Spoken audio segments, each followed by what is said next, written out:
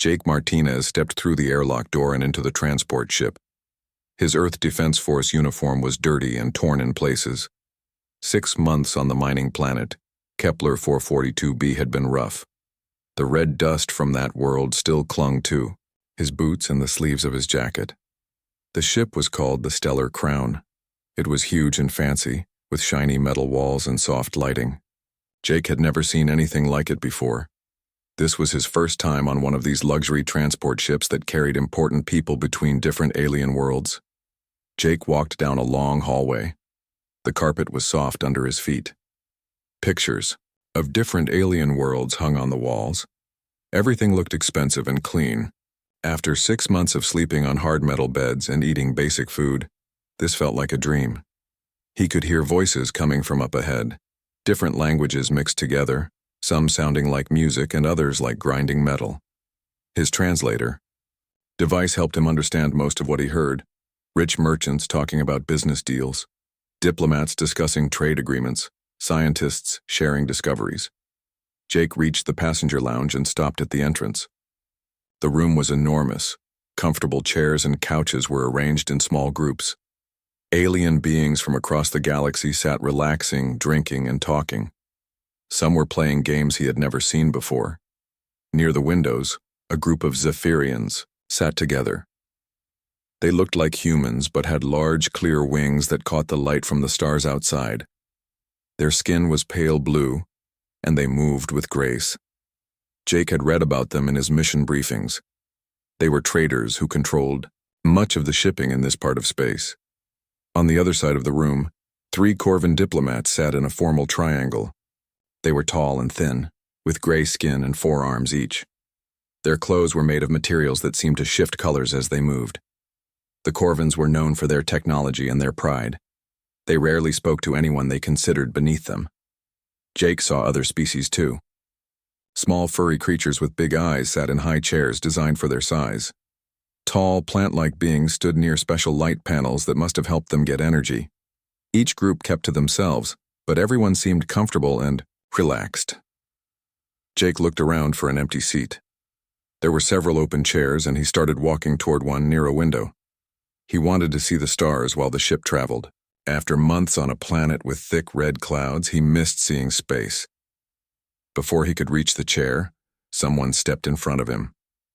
Jake looked up to see a Veltar, one of the ship's crew members. The alien was tall and covered in green scales that looked like crystals. His long neck curved as he looked down at Jake with yellow eyes that seemed to glow. "Stop," the Veltar said in a voice that sounded like wind through rocks. "Where do you think you are going, human?" Jake was confused. "I was looking for a seat. Is this not the passenger area?" The Veltar's scales seemed to shift color, becoming darker. "This lounge is for civilized beings. Your kind does not belong here." The conversations around the room began to quiet down. Jake could feel eyes turning toward them. His face grew warm with embarrassment, but he kept his voice calm. "I have a valid ticket. I paid for passage on this ship." Yes, the Veltar said, waving one of his clawed hands. "You have passage. But humans sit in cargo hold not here with proper passengers." Jake heard quiet laughter from the group of Zephyrians. Their wings fluttered as they whispered to each other in their musical language. He caught a few words through his translator. "Primitive," one said. "Barely out of their own system," said another. The Corvan diplomats did not laugh, but Jake could see them watching. Their 4 eyes never blinked as they studied him like he was some kind of strange animal. One of them made a note on a device, probably recording the incident for some report. "I would like to speak with the captain," Jake said. He had learned in the military that when dealing with unfair treatment, you always ask to speak with someone in charge. The Veltar's neck curved even more as he looked down at Jake. "Captain Thexalani is busy with important passengers. She has no time for humans with complaints. You will go to cargo hold now, or you will be removed from ship." Jake felt anger building in his chest, but he pushed it down. Getting angry would not help anything. He had learned that lesson in basic training. "What about the other human passengers? Are they all in the cargo hold too?"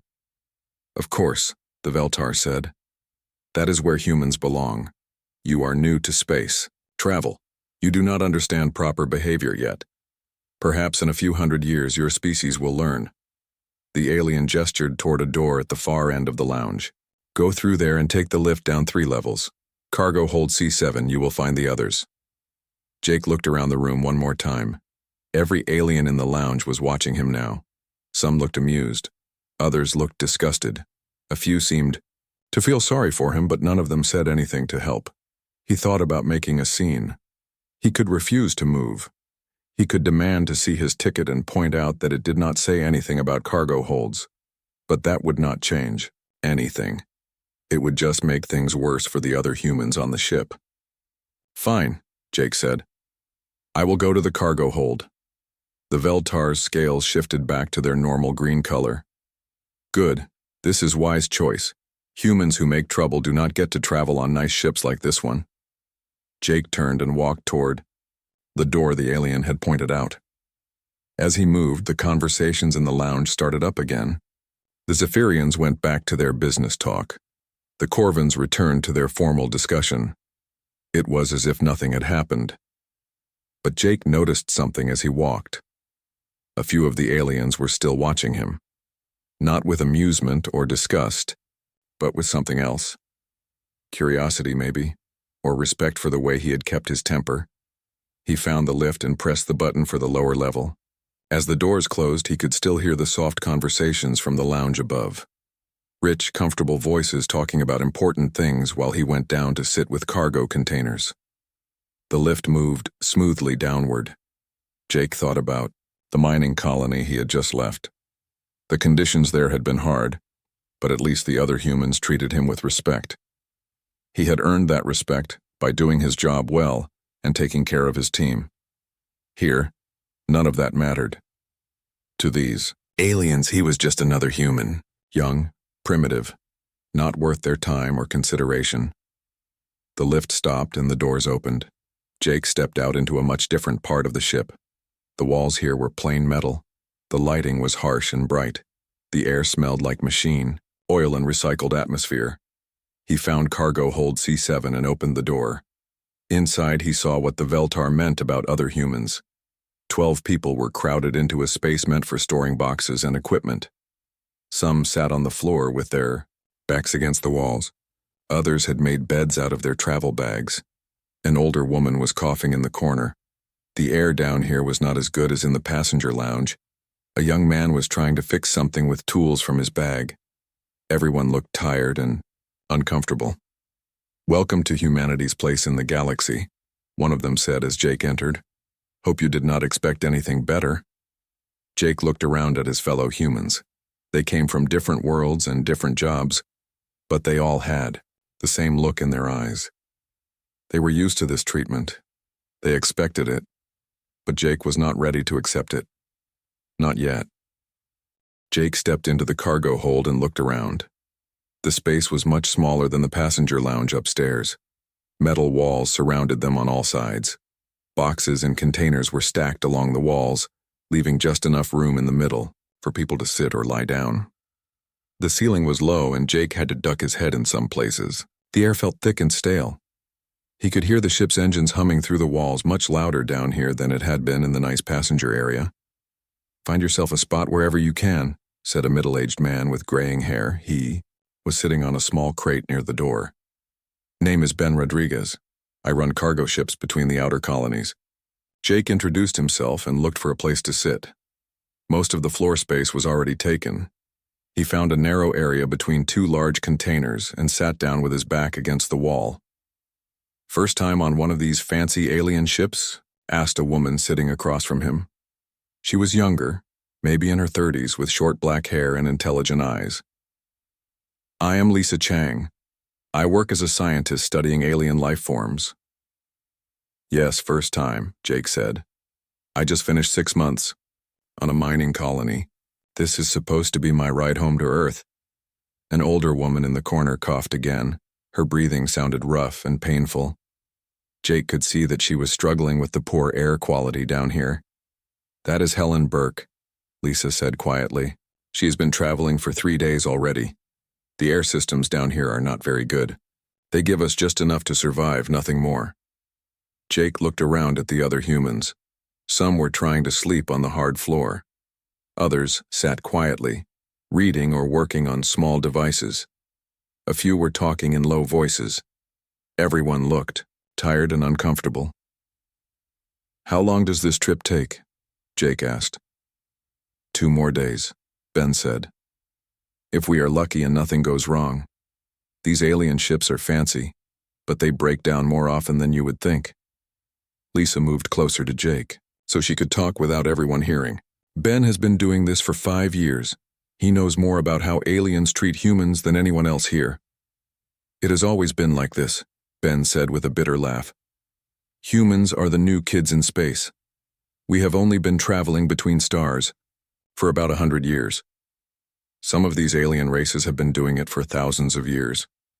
Jake thought about this. "So they think we are primitive?" "Worse than that," Lisa said. "They think we are weak. They look at how short our lives are compared to theirs. They see that our technology is not as advanced. They assume we are not worth their time or respect." Ben nodded. "The Veltar up there, they live for about 300 years. The Corvins can live for 600. To them we are like children who will be dead before we learn anything useful." Jake watched the other humans in the cargo hold. Despite the poor conditions, they were making the best of things. 2 men were sharing food from their travel packs. A woman was helping Helen with her breathing by showing her some exercises. Another person was fixing a broken device for someone else. "But they are wrong about us," Jake said. Lisa looked at him with interest. "What do you mean?" "I mean, they see our short lives and think we are weak. But living shorter lives makes us different, not weak. We have to learn faster. We have to adapt quicker. We cannot waste time like they can." Ben laughed, but this time it sounded less bitter. "You might be right about that. I have seen humans solve problems that stopped alien crews cold. We think different than they do." Lisa pulled out a small device that looked like a tablet. "I have been studying this for years. Look at this data." She showed Jake some charts and numbers on the screen. "This shows how different species react to new situations. Humans adapt faster than any other known species. We can change our behavior, our thinking, even our biology more quickly than anyone else." "What do you mean, change our biology?" Jake asked. "Like you, for example," Lisa said. "You are in the Earth Defense Force, right? I can tell because of your muscle development and the way you move. The military gives soldiers genetic improvements to make them stronger, faster, better at surviving in dangerous places." Jake nodded. It was true. All EDF soldiers got treatments that improved their bodies and minds. Better reflexes, stronger immune systems, improved hearing and sight. It was standard for anyone who might have to fight or work in dangerous places. "Most alien species cannot do that," Lisa continued. "Their bodies are too set in their ways. But humans can adapt and change. We can become stronger when we need to be stronger. We can become smarter when we need to be smarter." Ben was listening with interest. "I never thought about it that way. But you are right. I have seen human traders learn alien languages in weeks. It takes most aliens months or years to learn our languages." Jake felt the ship shudder slightly under his feet. It was just a small vibration, but his improved senses picked it up easily. "Did you feel that?" "Feel what?" Ben asked. Jake listened carefully. His enhanced hearing let him pick up sounds that normal humans might miss. The engine noise had changed slightly. There was a new vibration in the walls. "Something is different with the engines," Jake said. Lisa looked concerned. "Are you sure?" Jake nodded. He had spent 6 months listening to mining equipment and power systems. He knew the difference between normal operation and problems starting to develop. The rhythm is off. There is stress in the system somewhere. Before anyone could respond, the artificial gravity flickered. For just a moment, everyone felt lighter. A few loose items floated up from the floor before gravity returned to normal. "That is not good," Ben said. "Gravity systems do not just flicker for no reason." Helen stopped coughing and looked around with worried eyes. "What is happening?" One of the other humans, a young engineer named Peter Cole, stood up from where he had been working on his device. I felt it too. The power distribution is fluctuating. Jake stood up and moved to the wall. He pressed his ear against the metal and listened. The sounds coming through the ship's structure told him a story. Stress in the frame, irregular vibrations. From the engine room, something was definitely wrong. We should tell someone, one of the other passengers said. Ben laughed without humor. Tell who? The crew upstairs does not care about humans. They would not listen to us even if the ship was falling apart. But if there is really a problem, Helen said between coughs, it affects everyone on the ship, not just us. Lisa was looking at her device again. I am not getting good readings from the ship's public information system. Usually passengers can see basic status information, but something is interfering with the signals. Jake felt the ship shudder again, this time more noticeably. A few of the cargo containers shifted slightly, their magnetic clamps working to keep them in place. This is getting worse, Peter said. He had some kind of engineering tool in his hand and was taking readings from the wall. Power fluctuations are increasing. Jake made a decision. I am going to try to find someone who will listen. They will not talk to you, Ben warned. The crew thinks we are cargo, not passengers. Maybe, Jake said. But if something bad is really happening, they need to know. Even if they do not like humans, they do not want to die. Lisa stood up. I will come. With you. I speak several alien languages. Maybe I can help translate. Ben shook his head. This is a waste of time. But if you are going to try, be careful. Some of these alien species get violent when they are scared or stressed. Jake looked around at the other humans in the cargo hold. They were all watching him now. Some looked hopeful, others looked worried. All of them were depending on the ship's crew to get them safely to their destinations. Keep everyone calm down here, Jake told Ben. If we are right about this, things might get worse before they get better. He moved toward the door with Lisa following behind him. As they left the cargo hold, Jake could hear Peter talking to the others about the technical readings he was getting. The young engineer sounded more worried with each measurement he took.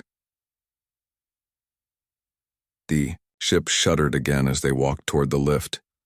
This time, Jake was sure he felt the vibration travel through the entire structure. Whatever was wrong, it was getting worse fast. Jake and Lisa stepped out of the lift on the main passenger deck. The hallway was much quieter now than it had been when Jake first arrived. Most of the alien passengers were either in their rooms or in the lounge. As they walked toward the bridge area, the ship shuddered again. This time it was strong enough that both of them had to grab the wall to keep their balance. The lights flickered for a moment before returning to normal. That was definitely not normal, Lisa said. Jake nodded. His enhanced hearing was picking up more sounds now. Metal creaking under stress, the hum of the engines changing pitch. Something that sounded like steam or gas escaping from pipes in the walls. They reached the bridge area, but a security door blocked their way. Jake pressed the communication button next to the door. Bridge, this is passenger Jake Martinez. I need to speak with someone about a possible mechanical problem. There was no answer for several seconds. Then a voice came through the speaker. It was the same Veltar who had refused Jake a seat earlier. Humans are not allowed on bridge. Return to cargo hold immediately. Please, Lisa said, stepping closer. To the speaker. We think there might be a serious problem with the ship's systems. We just want to help. Your kind knows nothing about ship operations. Go away before you are arrested for disturbing crew. The communication channel went dead. Jake pressed the button again, but no one answered. Well, that went about as well as expected, Lisa said. Suddenly, loud alarms began echoing through the ship. Red warning lights flashed in the hallways. The ship's automated voice system activated, speaking in several different alien languages. Jake's translator picked up most of it. Emergency condition detected. All passengers remain in designated areas. Crew report to emergency stations. The ship lurched violently to one side. Jake and Lisa were thrown against the wall as the artificial gravity system struggled to compensate. From somewhere in the distance, they could hear the sound of things crashing and breaking. We need to get back to the others, Lisa said. As They hurried back toward the lift. They passed the passenger lounge. Through the open doorway, Jake could see chaos inside. The Zephyrians were flying around in panic, their delicate wings crashing into walls and furniture. Several of them were injured and bleeding a silver liquid that must have been their blood. The Corvan diplomats were standing in their formal triangle, but they were not moving. They seemed frozen, unable to decide what to do without orders from their superiors back home.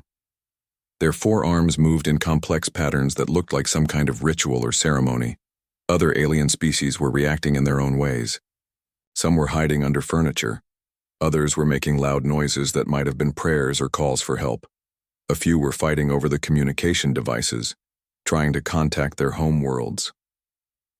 "Look at them," Lisa said as they reached the lift. "Each species is following their own instincts, but no one is working together." The lift doors opened and they stepped inside. As they descended to the cargo level, Jake could feel the ship shaking more violently. Whatever was wrong was getting much worse very quickly. They reached the cargo hold and found the human passengers gathered together in the center of the room. Ben was trying to keep everyone calm while Peter worked frantically with his engineering tools. "What is the situation?" Jake asked. "Bad and getting worse," Peter said without looking up from his device. "I am reading massive power fluctuations throughout the ship. The fusion reactor is becoming unstable." Helen was sitting against the wall, her breathing even more labored than before. The stress and poor air quality were taking their toll on her. "What does that mean?" asked one of the other passengers. Ben answered grimly. "It means if the reactor fails completely, we all die, either from the explosion or from being stranded in space with no power." Jake moved to Peter's side. "What is causing the instability?" "Best I can tell, it is some kind of electromagnetic interference," Peter said. "Maybe solar storm activity or some kind of space weather. The ship's navigation and control systems are being disrupted." Lisa was checking her own device. "I am picking up massive electromagnetic readings too. We must have flown into some kind of stellar phenomenon." The ship lurched again, this time so violently that several cargo containers broke free from their magnetic clamps. One of them slid across the floor and barely missed hitting Helen. "We have to do something," Jake said. "The crew upstairs is not handling this crisis." "What can we do?" Ben asked. "We are stuck down here with the cargo. We do not have access to the ship's systems." Jake thought about what he had seen in the passenger lounge. Each alien species was reacting to the crisis in their own way, but none of them were working together. The Veltar crew was probably following their species' instinct to shut down and conserve energy during danger. The Corvans were waiting for orders that would never come. The Zephyrians were too panicked to think clearly. "The aliens upstairs are not cooperating," Jake said. "Each species is handling this crisis the way their instincts tell them to. But humans are different." "How are we different?" asked one of the passengers. Lisa looked up from her device. "Jake is right. Humans are the only species that regularly works together during emergencies, even with strangers. Most alien species only cooperate with their own kind when things get dangerous." Jake was forming a plan. "Peter, can you access the ship's internal systems from down here?" "Maybe," Peter said. "If I can find a maintenance access point, I might be able to tap into the network, but I would need to get to the engineering sections." "That could be dangerous," Ben warned. "If the reactor is unstable, there could be radiation leaks in that part of the ship." Jake nodded. "That is where my military training comes in. EDF soldiers are conditioned to handle higher radiation levels than normal humans, and much higher levels than most alien species." Helen tried to stand up but started coughing again. "I used to work in aerospace engineering," she said between coughs. "If you can get me access to the ship's technical systems, I might be able to help stabilize things." "You are in no condition to be crawling through maintenance tunnels," Lisa said with concern. "No," Helen agreed. "But I can guide you through the systems if you can establish a connection." Jake looked around at the group of humans. Each person had different skills and knowledge. Peter knew engineering. Helen understood spacecraft systems. Lisa knew about alien technology and biology. Ben knew the layout of ships like this one from his trading experience. "This is what humans do," Jake said. "We adapt. We work together. We find solutions that no one else would think of." The ship shuddered again, and this time the lights went out completely for several seconds before emergency lighting kicked in. The red emergency lights made everything look like a scene from a nightmare. "Time is running out," Peter said. "The power fluctuations are getting worse. If this continues, the reactor containment will fail within the next hour." Jake made his decision. "Ben, I need you to show me how to get to the engineering sections. Peter, get your tools ready. Helen, prepare to guide us through the technical problems. Lisa, use your knowledge of alien technology to help us understand their systems." "What about the rest of us?" asked another passenger. "Stay here and keep each other safe," Jake said.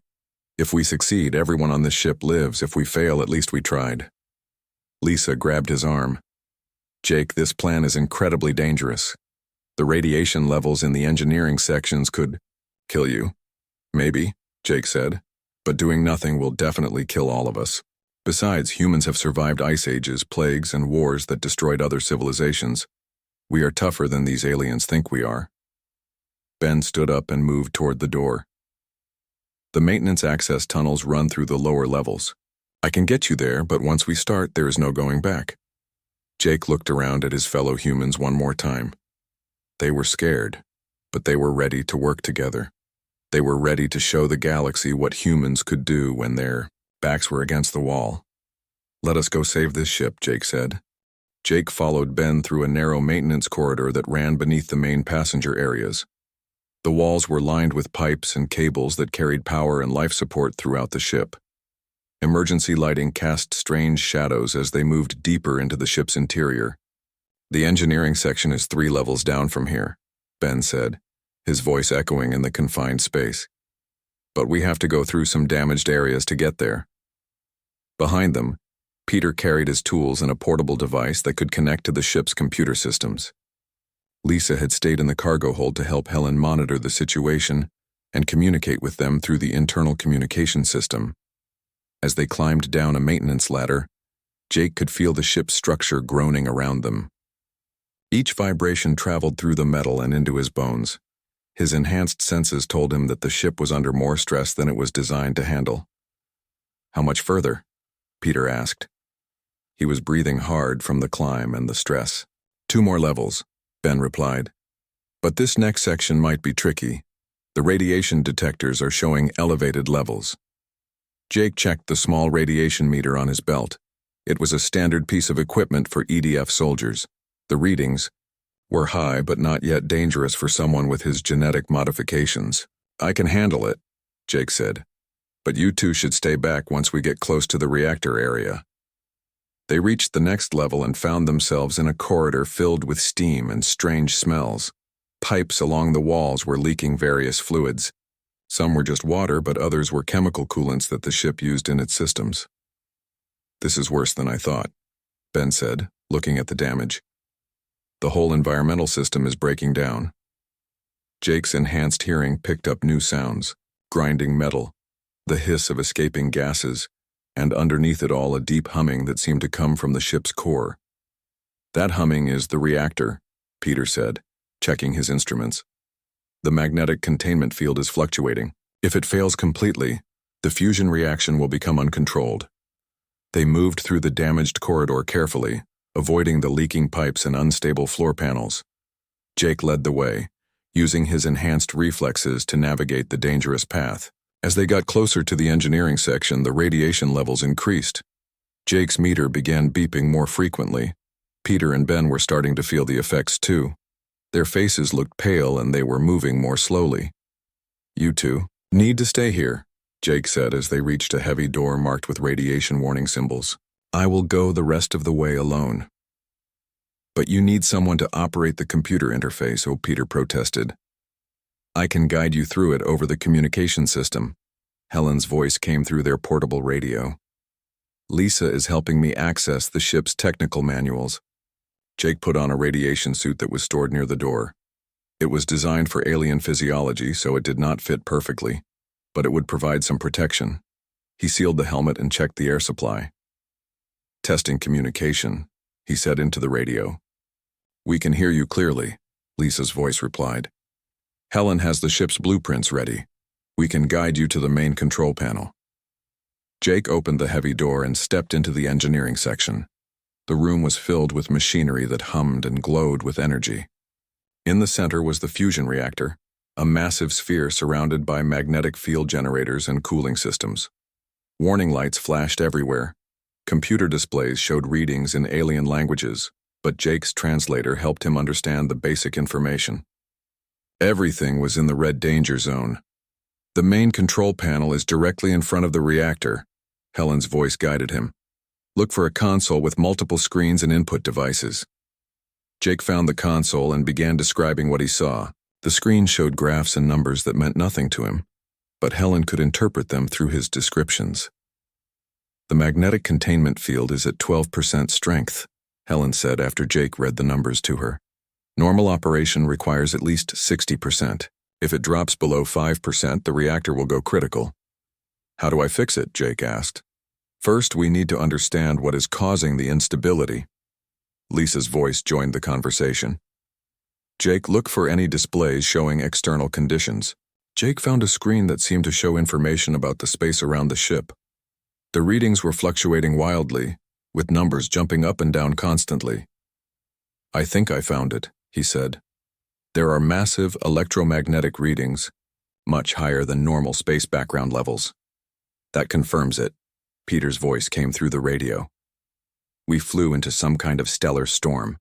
The electromagnetic interference is disrupting the ship's control systems." Jake looked around the engineering room. Several of the control panels were sparking or showing error messages. The alien technology was not designed to handle this level of interference. "Helen, how do I boost the magnetic containment field?" "You need to manually override the automatic systems," Helen replied.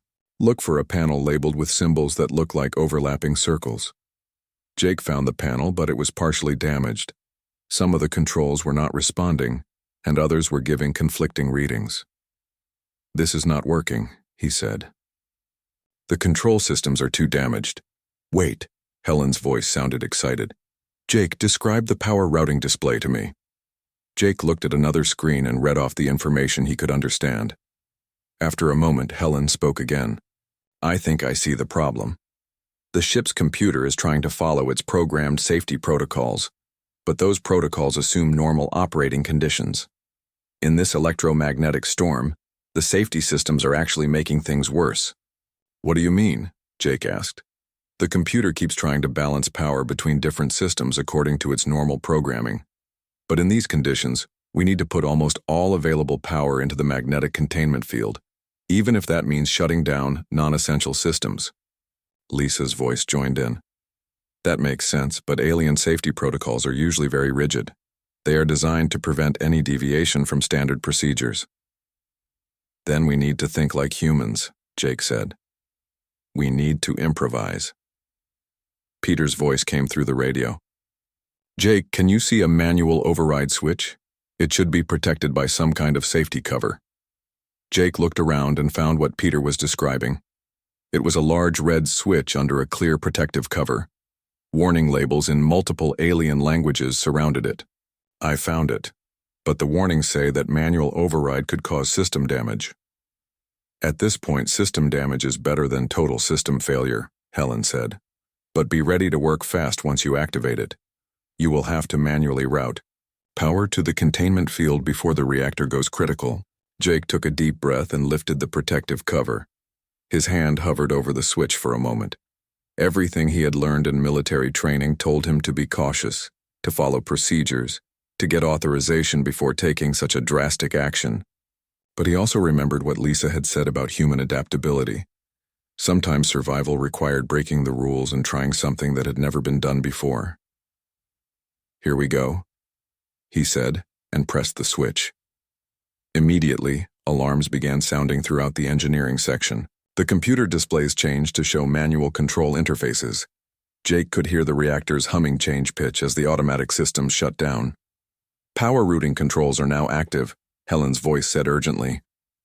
"Jake, You need to redirect power from life support, artificial gravity, and passenger comfort systems into the magnetic containment field. Jake's hands moved across the alien control panels, following Helen's instructions. His enhanced reflexes helped him work quickly, making adjustments faster than a normal human could manage. Containment field strength is increasing, Peter reported. 15%, 20%, keep going. The ship shuddered violently as Jake continued rerouting power. He could feel the artificial gravity fluctuating under his feet. The lights dimmed as power was diverted from non-essential systems. 35% and rising, Helen said. You are doing it, Jake. The reactor is stabilizing. But Jake knew they were not safe yet. They still had to navigate out of the electromagnetic storm, and the ship's other systems were now running on minimal power. We did the hard part, he said into the radio. Now we need to figure out how to get home. Jake worked at the alien control panels for another 20 minutes, fine-tuning the power distribution with Helen's guidance.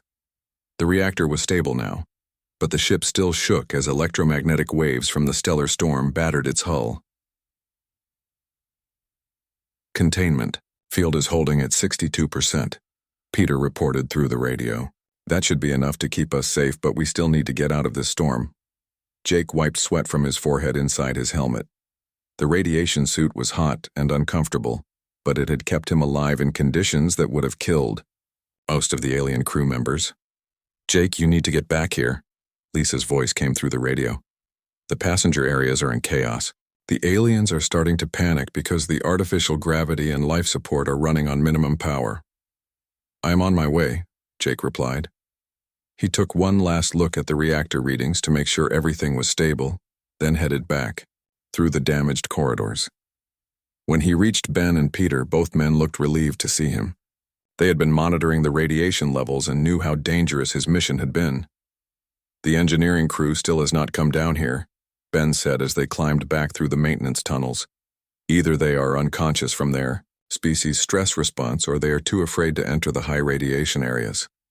They made their way back to the cargo hold, where they found the other humans gathered around Lisa and Helen.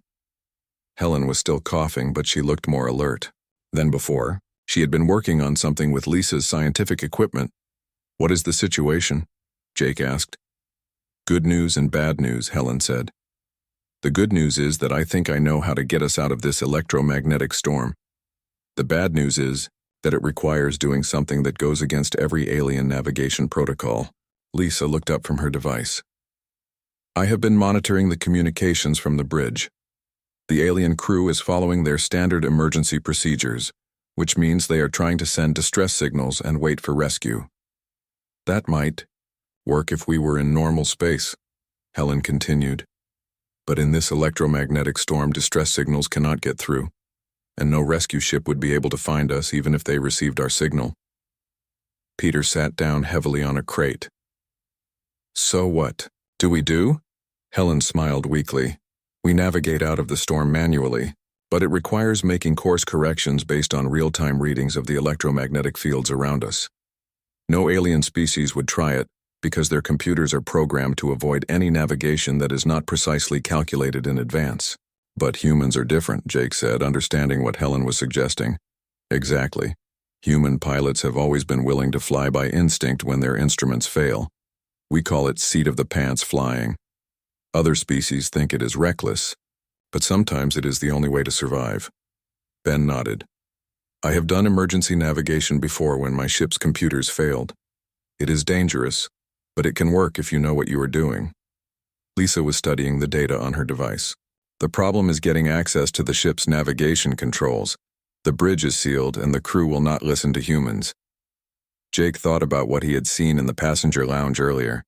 The aliens were all following their species' instincts, but those instincts were not helping in this situation. Maybe we do not need to convince the crew, he said. Maybe we need to convince the passengers. What do you mean? Peter asked. The Corvan diplomats are waiting for orders from their superiors. The Zephyrians are panicking, the other species are following their own crisis protocols, but none of them are actually helping to solve the problem. Lisa's eyes lit up with understanding. You want to show them that humans can solve this crisis when their own methods have failed. Not just show them, Jake said. Get them to ask us for help. Helen struggled to her feet, still coughing but determined. If we can demonstrate that we know how to navigate out of this storm, they might be willing to give us access to the bridge controls. It is worth a try, Ben said. But how do we prove that our method will work? Jake looked around at his fellow humans. They had already done something that the alien crew could not do. They had stabilized the reactor and saved everyone on the ship. Now they needed to finish the job. We go upstairs and show them, he said. The group of humans made their way back to the passenger levels. The ship was still shaking from the electromagnetic storm, but the violent shuddering had stopped, now that the reactor was stable. When they reached the passenger lounge, they found a scene of barely controlled chaos. The Zephyrians were huddled together in one corner, their wings wrapped around each other for comfort. Several of them were still bleeding from injuries sustained when they panicked earlier. The Corvan diplomats were standing in their formal triangle, but Jake could see that they were distressed. Their normally perfect posture was strained, and their forearms moved in agitated patterns. Other alien passengers were scattered around the room. Some were trying to use communication devices to contact their homeworlds. Others sat in silence, apparently waiting for someone else to solve their problems. Jake walked into the center of the room with the other humans behind him. The aliens looked up at them with a mixture of curiosity and disdain. The ship's reactor has been stabilized, Jake announced in a clear voice. The immediate danger of explosion has passed. One of the Corvan diplomats spoke. How do you know this information, human?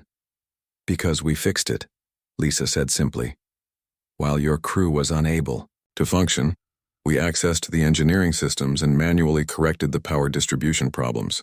A Zephyrian merchant looked up from the huddled group. That is impossible. Humans do not understand our technology. Helen stepped forward, still coughing but speaking clearly. We understand it well enough to save your lives, but we are still trapped in this electromagnetic storm. Your navigation systems cannot function in these conditions. The crew will find a solution, one of the other aliens said. We must wait for proper procedures to be followed. Your proper procedures are not working, Ben said. We have been in this storm for hours. Your crew is either unconscious or too afraid to take the necessary risks. Jake could see that some of the aliens were starting to listen. The constant shaking of the ship and the failure of their own people to solve the crisis was making them desperate. We know how to navigate out of this storm, Jake said, but we need access to the bridge controls. Impossible, said the lead Corvan diplomat. Humans cannot be trusted with ship operations. Peter stepped forward with his engineering device.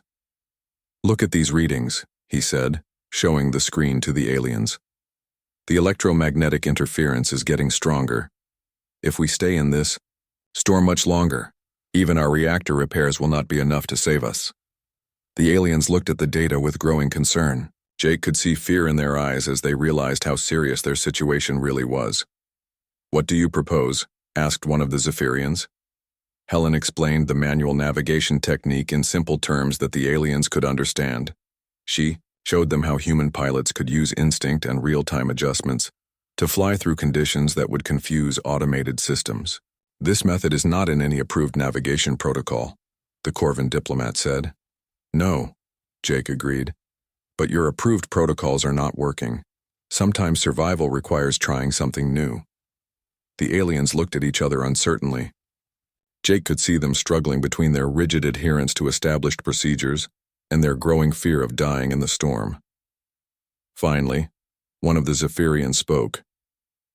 If you can truly navigate us to safety, we will support your request for bridge access. One by one, the other alien passengers agreed. Even the proud Corvan diplomats eventually nodded their consent, though they looked uncomfortable with the decision. Jake led the group toward the bridge, with alien passengers following behind them. When they reached the security door, the lead Corvan diplomat spoke into the communication system. Bridge crew, this is Ambassador Kextaler. We require immediate access for emergency navigation procedures. After a long pause, the door opened. Captain Thexalani stood in the doorway, her crystalline scales dark with stress. She looked at the humans with obvious reluctance. You cannot, Be serious about allowing these primitives to control our ship, she said to the Corvan diplomat. They have already saved us once, the ambassador replied. Perhaps it is time to admit that their methods may be more effective than ours. Jake stepped onto the bridge and looked at the navigation displays. The screen showed chaos, electromagnetic readings that changed constantly and navigation computers that could not calculate a stable course. Helen, can you work with these systems? He asked. Helen moved to the navigation console, her experienced hands quickly adapting to the alien controls. It will take some time to learn their interface, but the principles are the same. Over the next hour, the humans worked together to manually navigate the ship out of the electromagnetic storm. Helen calculated course corrections based on real-time readings. Peter monitored the ship's systems to ensure they could handle the stress. Ben used his knowledge of space navigation to suggest alternative routes.